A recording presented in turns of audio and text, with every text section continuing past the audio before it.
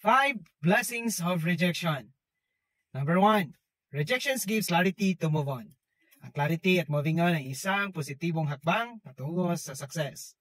Hindi dahil tinanggihan ka ay tapos na ang istorya ng buhay mo. Ang ibig sabihin lamang nun ay magsisimula nang dumating ang success sa iyo.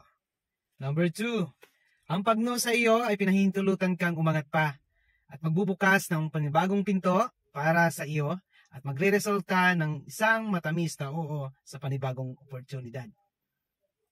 Number 3, pinapalakas ka at hinahanda sa paghulma ng isang matatag na kinabukasan. Number 4, binibigyan ka ng chance to improve para sa susunod ay bumaba ang chance na maging rejected.